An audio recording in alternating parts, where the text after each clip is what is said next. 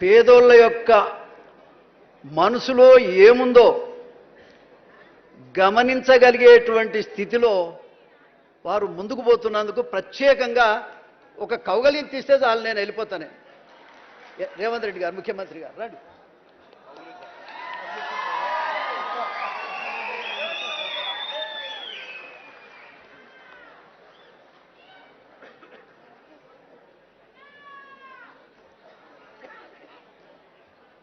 అరే కులంలో పెద్దోన్ని, 70 ఏళ్ళ వయసు వచ్చినాయి. ఒక నిమిషం మాట్లాడమంటే నేను లక్ష్మణ్ గారికి మొదటే చెప్పా, ఏది ఏమైనా ఇవాళ వ్యవస్థలో నాయకులే మంచోళ్ళు కావాలి. మాయమైపోతున్నాడమ్మా మనిషి అన్నవాడు, మచ్చుకైనా కానరావటం లేదు. ఎక్కడో ఒక చోట ఒకడు ఉంటే వాడు కూడా కనపడతలేడు, ఏడున్నాడో ఏం సంగతో అని అందశ్రీ పాట రాశారు. ఏడున్నాడో ఎందుకు అనుకోవాలన్నాయా? మన పేద వర్గాలంతా ఉన్నాడు మన రేవంత్ రెడ్డి గారు అనుకోవాలి. మనం నువ్వెన్ని కోట్లు ఇచ్చినా ఈ ఆత్మీయత నీకు రాదు. నువ్వు ఏ పని చేసినా పేదోడు హృదయం దోసుకున్నంత తృప్తి దేంట్లో ఉండదు. నేను చాలాసార్లు నీ మీద మాట్లాడేటువంటి విషయం నీకు తెలుసు, కానీ వర్గీకరణ దగ్గర నుంచి నా మనసులో ఎంత మార్పు వచ్చిందో నీకు సమయం లేదు మమ్మల్ని గమనించటానికి. మనుషుల్ని మార్చేది మంచితనం. అందశ్రీ గారు చదువుకోలేదు, అసలు ఈయనకు నాకైతే ఎప్పుడు నేను కనబడేది కూడా లేదు, నేను ఎప్పుడు చూసింది కూడా లేదు. కానీ చచ్చిపోయిన తర్వాత అసలు కులమే కులమో కాదంటున్నారు, ఏంది గోలని చెప్పేసి నేను యూట్యూబ్లో వెతుకుని మొదలు పెడితే ఆయన ఎక్కడ కూడా తన కులాన్ని గురించి చెప్పకపోతే చివరికి నేను ఎవరది పేబర్తి విలేజ్కి అక్కడ ఉన్నటువంటి నాకు తెలిసిన వాళ్ళకు పంపించి అసలు ఎక్కడ పుట్టిండే ఆయన సంగతి ఏందో చెప్పుని, మరి ఎట్లా మాట్లాడాలి రేపు పొద్దున అంటే ఆయన మాదిగ కులంలో పుట్టిండు, కానీ ఎక్కడ ఆయన చెప్పుకున్నటువంటి సందర్భం లేదు. కానీ నేను గర్వపడుతున్నా, నేను ఒక దళితుడిగా, దళిత వర్గాల్లో కూడా ఒక మాదిగ కులస్తుడిగా నేను గర్వపడుతున్నా. మా గద్దరన్నను చూసి నేను గర్వపడుతున్నా, మా జయరాజ్ అన్నను చూసి కూడా గర్వపడుతున్నా.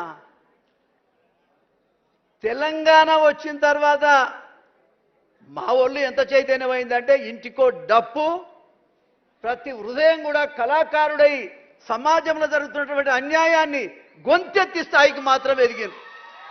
మాకేం రాలే, దళిత వర్గాలకు పేద వర్గాలకు ఏమీ రాలే, కానీ చైతన్యం వచ్చింది. ఆ చైతన్యాన్ని ముఖ్యంగా ముందుండి నడిపించినటువంటి నాయకుడే అందశ్రీ అని కూడా ఈ సందర్భంగా నేను తెలియజేస్తా ఉన్నా. నీకేం కావాలి? నువ్వు ఎన్ని రోజులు ఉంటావో ఉండు ముఖ్యమంత్రి, మేము కాపాడుకుంటాం. నువ్వు ఎన్ని రోజుల్లో ఉంటావో ఉండు, నేను 10 ఏళ్ళు కాదు. ఇవాళ కావాల్సింది మంచితనం కావాలి. నువ్వు పాడే మోసినావు, ఎవరైనా పాడే మోస్తే మోసిడొచ్చు. ముద్దాన్నావు, కొడుకు చేయాల్సిన పనులన్నీ కూడా నువ్వే చేసినావు. అరే నువ్వేం మాది కూడా అనుకుంటాం, నువ్వేం మా నాయనం అనుకుంటాం. 59 కులాలు నీ వెంబడే ఉండేటట్టు చేస్తాం. నాకు నువ్వు ఏమి ఎక్కర్లేదు, సమస్యల మీద మాట్లాడటానికి అవకాశం ఇస్తే చాలు. నీ వెంబడే నాకు 70 ఏళ్ళు వచ్చినాయి, షుగర్ బాగుంది, ఎప్పుడు పోతున్నా తెలియదు. అందశ్రీ గారు 64 ఏళ్ళకే పోయింది, నాకు 70 వచ్చినాయి. నేను 70 వచ్చిన నెల చూస్తుంటా, వీడు గట్టిగా నడుస్తుండా, నా పని అవుతుందా ఉంటుందా.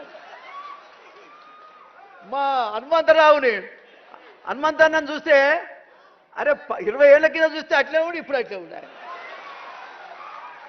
ఈయనతో పాటు పాదయాత్రలు కూడా చేసినట్టు మా ఆలేరులో.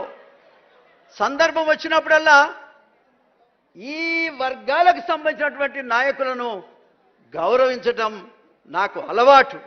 నా జీవితంలో తెలిసో తెలియకో నేను 6 సార్లు గెలిచిన ముఖ్యమంత్రి గారు. పెత్తందారుల మీదనే గెలిచిన, అది కూడా చెప్తున్నాను. నేను ఎవరికి భయం. ఒక ఎన్టీ రామారావు గారు ఒక్కడే మాదిగలు కానీ పేద వర్గాలకు అన్ని రకాలుగా ముఖ్యంగా రాజకీయ శక్తినిచ్చింది ఒక ఎన్టీ రామారావు గారు. మీరు అర్థం చేసుకోవాలి. ఎన్టీ రామారావు గారు ఇచ్చిన మళ్ళీ మాకు ఎవరు ఇవ్వట్లే. ఒకవేళ నువ్వు అందశ్రీ రాసినటువంటి పాటలో భాగంగా మా ఎక్కడో ఉన్నాడు యారులో కనబడతాడని చెప్పిండు ఆయన. ఇవాళ నేను అంటున్నా ఒక మాదిగ బిడ్డగా లేకపోతే దళిత బిడ్డగా మేమందరం నీ ఎంబడి ఉంటాం. నేను వీకెట్టోడే లేడు ముద్దాడు. మా మాదిగోళ్ళ ఇళ్ళలో వాడు, మా మాలోళ్ళ ఇళ్ళలో వాడు, మా 59 కులాలు ఇళ్ళలో ఒక్కసారి అట్ట వండుకోనిరా. మా బీసీ ఇళ్ళలో వండు, మా సాకరోళ్ళ ఇళ్ళలో, మంగళోళ్ళ ఇళ్ళలో పండుకొని రావయ్యా. నువ్వు ఏ పని చేయకపో. ఏం బువ్వ ఎవడు పెడుతుండే? ఎవడు ఆగు బిడ్డ, ఎందుకు తొందరపడుతున్నాడు? నన్ను డయాస్ మీద గింతే మాట్లాడిన చెప్పినటువంటి వ్యక్తి అయితే లేడు. కానీ మా రేవంత్ రెడ్డి ఫస్ట్ టైమే చెప్పినాయా నేను సరే మొట్టమొదట రేవంత్ రెడ్డి ముఖ్యమంత్రి అవుతాడు నా తమ్ముడు అని చెప్పిన. నేను అందరికంటే మొట్టమొదట ప్రకటించింది నేను. కానీ ఏం చేద్దాం, కాలం ఇట్లా గడిచొస్తా ఉంది. ఓకే, అయినా కూడా నాకే ఇబ్బంది ఏం లేదు. నేను అన్నీ చూసినా, అన్నీ చేసినా. ఇలా అందశ్రీ మహాకవికి మీరు పట్టం కట్టిన దానికి మా అందరికి పట్టం కట్టినట్టే లెక్క. ఏం ప్రభాకర్ అన్న, అందరికి పట్టం కట్టినట్టే లెక్క. కాబట్టి ఒక్కసారి రేవంత్ రెడ్డి గారి నాయకత్వం, రేవంత్ రెడ్డి గారి నాయకత్వం ఒక ఎన్టీ రామారావు కోసమే చేకొట్టినా గట్టిగా ఇప్పుడు నీ కొరకే కొడుతున్నా. ఇది కాపాడుకోవాల్సిన బాధ్యత నీది, ఇది కాపాడుకోవాల్సిన బాధ్యత నీది. నేను ఇంకో మాట చెప్తా ఉన్నా. కూర్చోరాదే.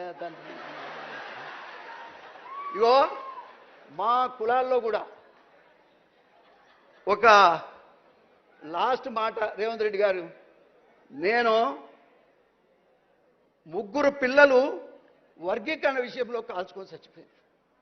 మళ్ళా మారి వస్తే ఆ హాస్పిటల్కు నేనే పోయినా. నేను పోయి వాళ్ళు చనిపోయినటువంటి దశ వరకు నేనే ఉన్నా.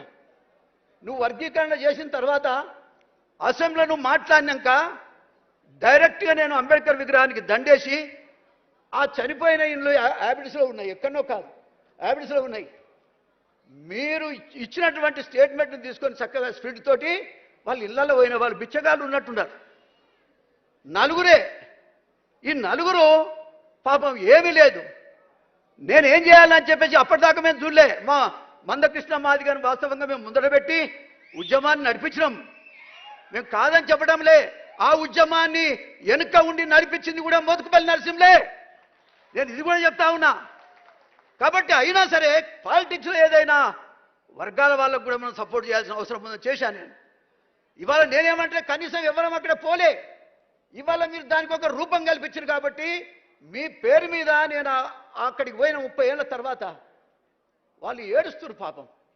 అరే ఏమైందా, మరి ఎవరు సాయం చేయలేదు, మరి ముచ్చట మన దగ్గర రాలేదు, ఇప్పటిదాకా ఏమైపోతుంది చెంపలేసుకొని నేను ఇమ్మీడియట్గా మా ఎటువా రాజనాథ్ సింగ్ లేడా పోయిండా, ఆయన మంచిగా చెప్పేటప్పుడు ఉండడు. అయితే రాజనరసింహ కొంచెం కోపిస్ట్ కానీ నేను పోయి బ్రదర్ మనం వీళ్ళకు ఏదో ఒకటి చేయాలి కదా, ఈ వర్గీకరణ కోసమే వాళ్ళు చచ్చి ప్రాణం పోసిరు కదా, బలైపోయారు కదా, రక్తం చిమ్మిరు కదా, వాళ్ళ కోసం మనం ఏదైనా చేయకపోతే ఎట్లా? ప్రభుత్వం దగ్గరికి ముఖ్యమంత్రి దగ్గరికి పోతే వర్గీకరణ చేసిన మనసు ఎప్పుడైతే ఆయనకుందో ఖచ్చితంగా వీళ్ళకి న్యాయం చేస్తాడని చెప్పాను నేను. లక్ష్మణ్ కూడా చెప్పాను నేను. కనీసం వెంటనే దామోదర్ రాజనరసింహ గారు వాస్తవంగా కొంచెం కఠినంగా మాట్లాడతాడేమో కానీ మనిషి మంచిదే. సుమారుగా ఒకరికి 5-5 లక్షల రూపాయలు ఇచ్చి వాళ్ళను ఊరట చేపించిన. ఏది ఏమైనా వాళ్ళకి ఇంటికో ఉద్యోగం, ₹1 కోటి ఎంతో మందికి కోట్లు ఇస్తున్నారు. వాళ్ళు ఒక కాజు కోసం దచ్చిన వాళ్లకు ₹1 కోటి చొప్పున వాళ్ళకి ఇవ్వాలని నేను కోరుతున్నా. మాదిగ జాతి మొత్తం కూడా ఒక తాడికి రావడానికి మాకు అర్ధగజం స్థలం లేదు మా జాతికి.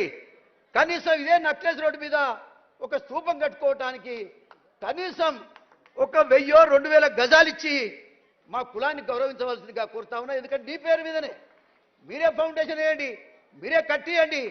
జాతి మొత్తం కూడా ఏదో ఒక రోజు పండుగ రోజు మేము చేసుకునేటువంటి అవకాశాన్ని హైదరాబాద్లో మాకు కల్పించాలని నేను కోరుతా ఉన్నా. దయచేసి నేను ఇప్పటిదాకా దరఖాస్తులు ఒక్క నిమిషమే, నేను దరఖాస్తు పట్టుకొని ఎవరి దగ్గరికి పోను నేను. కానీ వాళ్ళు గిలగిల కొట్టుకుంటుంటే చూడలేక మీకు ఆ దరఖాస్తులు కూడా మీకు ఇచ్చాను. ఇంకో మాట ఏంటంటే ఈ వర్గీకరణ విషయంలో చాలామంది తమ్ముళ్ళు చాలామందికి ఆ తమ్ముడు కేసులు ఉన్నాయి. ఇంకా కూడా ఆ కేసులన్నీ తీసేయగలిగితే దయచేసి ఆ కేసులన్నీ తీసేస్తే ఈ వర్గం వాళ్ళు ఇవాళ నా మాల సోదరులు కూడా ఏదైనా కావాలంటే ఇవ్వండి. ఎవరికేం కావాలన్నా ఈ వర్గాలను గౌరవించండి. ఇది మాత్రం ఖచ్చితంగా మేము స్తూపం కట్టుకుంటాం. ఈ వర్గాల వాళ్ళంతా ఒక దగ్గర ఏరి చైతన్యం చేసుకోవడానికి అవకాశం ఉంటుందని ఈ సందర్భంగా నేను తెలియజేస్తూ, ముఖ్యంగా ముఖ్యమంత్రి గారు వయసులో చిన్నవాడైనా నేను అనుకుంటా అందశ్రీ నీ చెవిలో ఊదినట్టుండు.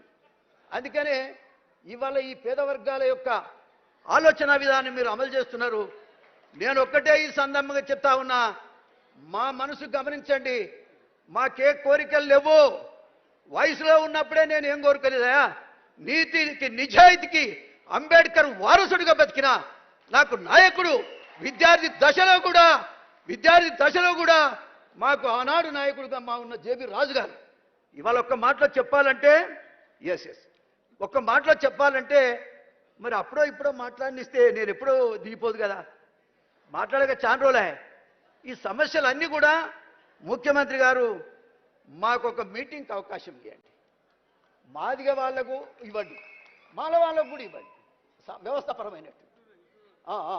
కాబట్టి మరి మీరు ఒక మీటింగ్ కాల్ఫర్ చేయండి, అందరం కూడా వచ్చి ఉన్న పరిస్థితులు మీ దృష్టికి తెస్తాం. చేయగలిగినే చేయండి, చేయలేకపోతే వదిలేయండి. కానీ వర్గాలందరినీ కూడా మీరు కలుపుకొని పోతున్నందుకు, అందశ్రీకి ఇంత గౌరవం ఇచ్చినందుకు ప్రత్యేకమైనటువంటి ధన్యవాదాలు. వర్గీకరణ చేసి మా షెడ్యూల్డ్ కులాల్లో ఐక్యత తీసుకొచ్చారు మీరు. సరే 2 రోజులు గునుక్కుంటారు ఎవడో ఇటు అటు, కానీ ఒక మంచి కార్యక్రమాన్ని మీరు చేశారు. అందుకు కూడా హృదయపూర్వకంగా ధన్యవాదాలు తెలియజేస్తున్నాను.